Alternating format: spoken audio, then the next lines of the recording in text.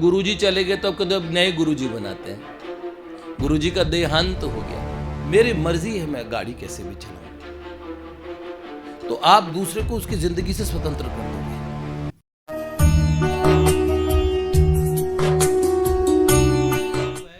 वो एक तात्विक विषय है या फिर किसी शरीर संबंध से हम गुरु का भाव जान सकते हैं? अच्छा, गुरु एक तत्व है कि कोई शरीर है ना? भगवान भागवत जी में उद्धव जी से कहते हैं, आचार्यम माम विजानीयात नावमन्येत करहि चित। क्यों?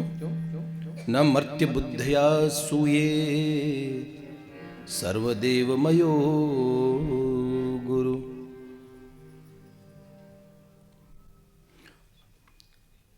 इसका अर्थ ये है, गुरुदेव मरण धर्मा शरीर नहीं होता है ना, एक तत्व होता है बेटे। हम जिनकी सत्ता को अपने से गुरु मतलब भारी स्वीकार करते कि आप हमसे बड़े हैं। पूज्य प्राची जी के एक वाक्य होता था कि गुरु मतलब जहाँ अहंकार का लय हो जाए वो स्थान जहाँ हम कहते नहीं। आपने कहा, हमने अपने गुरुदेव से सुना है, यहाँ हम जीव क्या है, भगवान का अंश होने से सदा मुक्त रहना चाहता है, सदा एकदम वो दिखे जरूर वो अंतवांसा, लेकिन वो अनंत काल तक जीना चाहता है, वो अनंत जानना चाहता है, वो सुख थोड़ा, उसका शरीर थोड़ा सा सुख लेने का अधिकारी है, ज़्यादा सुख में तो वो बीमार पड़ जाता है, उतनी योग्यता नहीं है, लेकिन उसकी चाहत क्या, यो वे भूमा तत्सुखम, वो अनंत को जानना चाहता है, वो अनंत में ही वास करना चाहता है। क्योंकि भगवान पिता के ऊपर ही पुत्र जाता है, भगवदांश होने से जीव अनंत का ही ग्राहक है। सुख कितना चाहिए, अनंत। कितने साल तक बने रहना चाहते हो, अनंत काल तक बना रहा हूं, ठीक है, आप ये समझिए। तो मुक्ति मतलब मैं मुक्त रहूं, तो उसके मन में स्वाभाविक रहती है। लेकिन सुभाष बाबू आज़ाद हिंद फौज जिन्होंने, वो बहुत अच्छे वैष्णव थे, नाम जपा करते थे और बहुत बड़े योद्धा भी थे। तो सुभाष बाबू ने एक बात कही, मेरा देश आज़ाद हो जाए, इसलिए नाम क्या रखा, आज़ाद हिंद फौज। पर वो एक बात कहते थे कि हमारे देश को पूरी आज़ादी मिल जाए, डेमोक्रेसी मिल जाए, पूर्ण स्वतंत्रता मिल जाए, उससे ठीक 20 वर्ष तक हमारे देश को एक तानाशाह की जरूरत होगी, जो इन्हें पहले बांध के समझा दे कि आज़ादी को किस तरीके से उस आज़ादी का प्रयोग करना है। समझो, हमारे यहाँ एक बार बंध के मुक्ति का रास्ता है। बंधना कैसे होता है, देखो सुनो। अनंत सुख की प्राप्ति के लिए अपने को कुछ चीज़ें सीखनी होती है। शास्त्र ने कुछ चीज़ें बताई हमें क्या चाहिए और वो हमें कहाँ से मिलेगा, हमें क्या चाहिए और वो हमें कैसे मिलेगा, ठीक है। हर आदमी कुछ सोचता है, बहुत पैसा कमाने के बाद भी वो सोचता है मुझे कुछ चाहिए, ऐसा कुछ चाहिए। बहुत बड़ी पोस्ट पे बैठे हुए लोग हमने देखा जीवन में उनके अभाव रह जाते हैं, रहते हैं ना।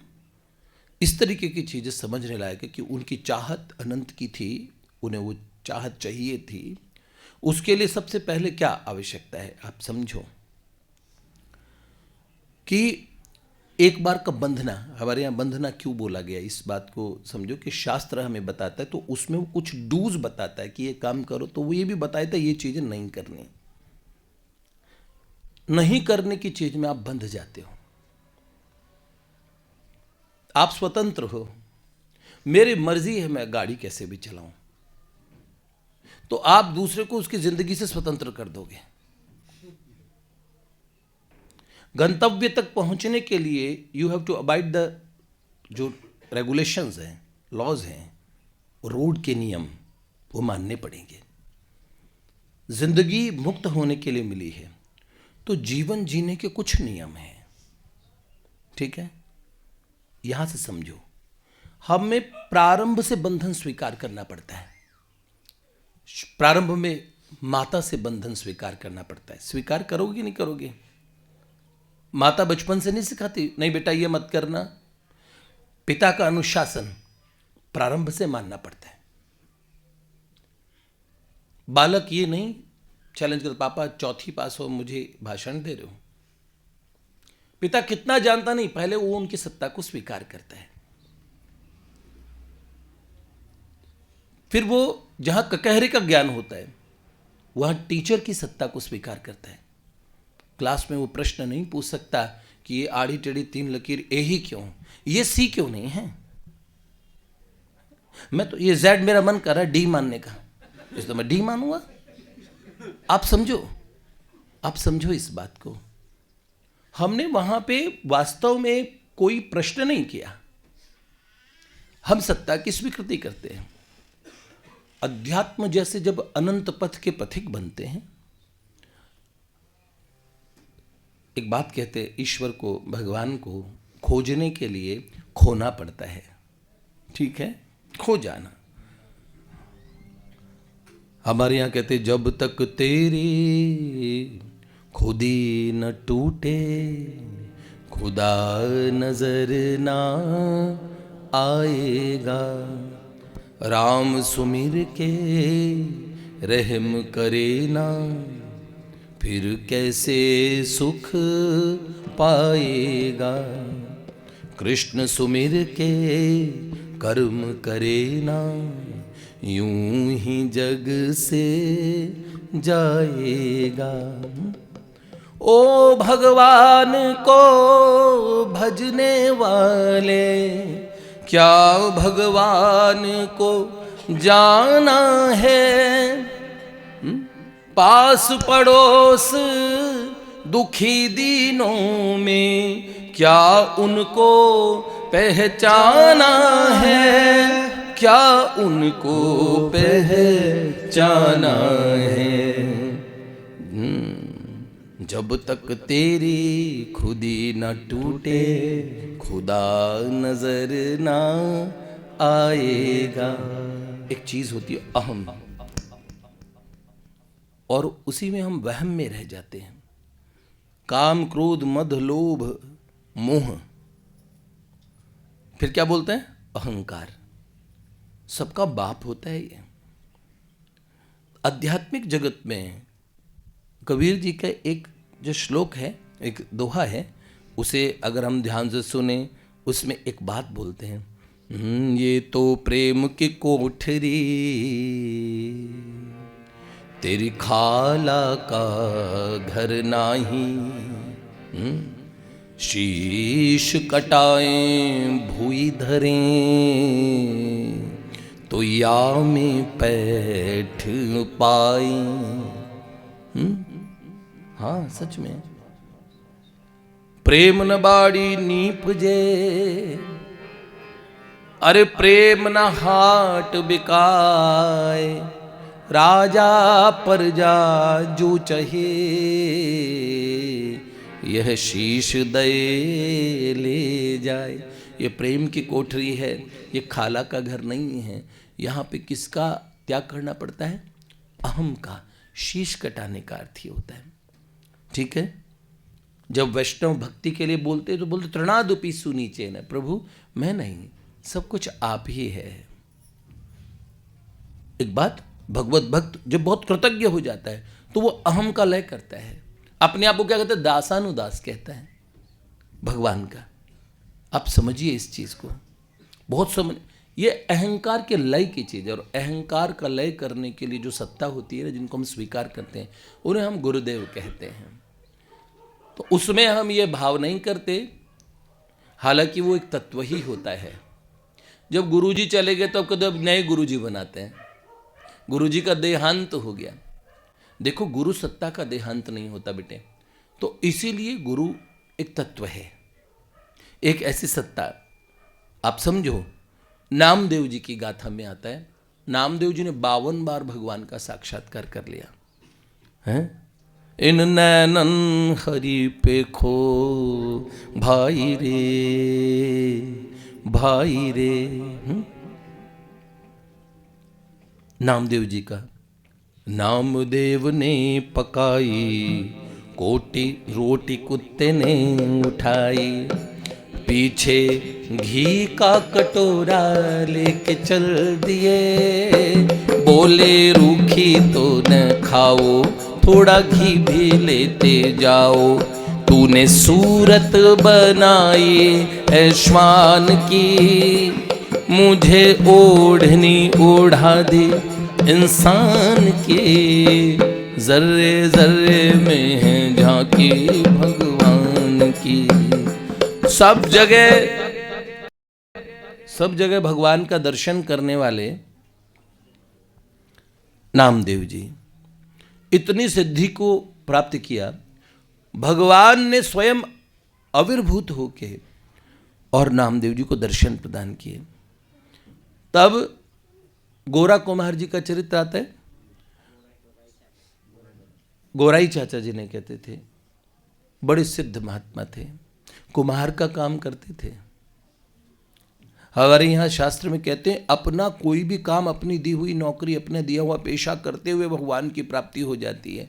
न दैन्यम न पलायनम, कहीं आपको जाके विरक्त होकर महात्मा बनना पड़ेगा जब भगवान का साक्षात्कार होगा, ऐसी बात नहीं है। ये समझने लायक बात है। तो गोरा कुम्हार थे और मुक्ताबाई, ज्ञानेश्वर जी महाराज सब बैठे थे, निवृत्तिनाथ जी, सोपान देव जी, ये सब बैठे। और तब ये बात हुई कि गोराई चाचा घड़ों को ठक ठक करके देख रहे थे। तो उन्होंने बोला, चाचा क्या देख रहे हो? तो बोले, देखते कौन सा पक गया है और कौन सा कच्चा है। तो उन्होंने बोला, अच्छा हम घड़ों में से भी देख के बताओ कौन सा कच्चा कौन सा पक्का है।